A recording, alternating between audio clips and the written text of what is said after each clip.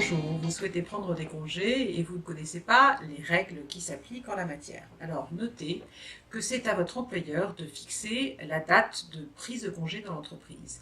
Et cette date de prise de congé doit obligatoirement comprendre la période allant du 1er mai au 31 octobre. Cette date de prise de congé doit être portée à votre connaissance 2 mois avant le début de cette période, ce qui concrètement veut dire que votre employeur doit vous informer avant le 1er mars de la date à laquelle les congés devront être pris dans l'année. Ainsi, l'employeur doit consulter les représentants du personnel sur cette période de prise de congé, nécessairement avant le 1er mars. L'ordre de départ en congé doit être fixé par l'employeur et peut être défini par un accord, mais si aucun accord n'existe, l'ordre des départs en congé, on doit prendre en considération la situation familiale du salarié et si vous avez par exemple travaillé avec votre conjoint dans l'entreprise, vous avez le droit de partir ensemble en congé.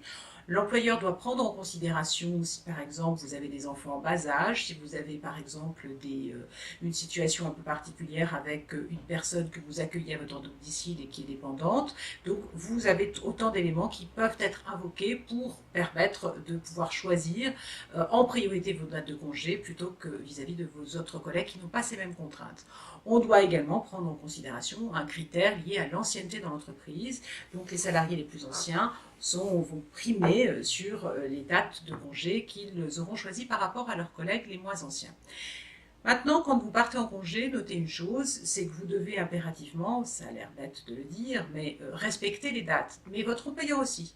Ce qui veut dire qu'une fois que les congés sont arrêtés, l'employeur n'a pas le droit de modifier la date de congé avant un mois, dans le délai de 1 mois avant votre date de départ. Il ne peut le faire que s'il invoque des situations tout à fait exceptionnelles, qui sont dans les faits le décès d'un salarié, des situations tout à fait exceptionnelles et graves. Autrement, il n'a pas le droit de modifier vos dates de congé 1 mois avant la date initialement prévue. De la même manière, vous-même, vous n'avez pas le droit de modifier vos dates de congé dans le mois qui précède la date qui était initialement prévue. Vous devez revenir à la date prévue. Si vous ne revenez pas, si vous ne donnez pas de vos nouvelles, vous commettez une faute, éventuellement une faute grave, donc soyez vigilants sur cette question-là.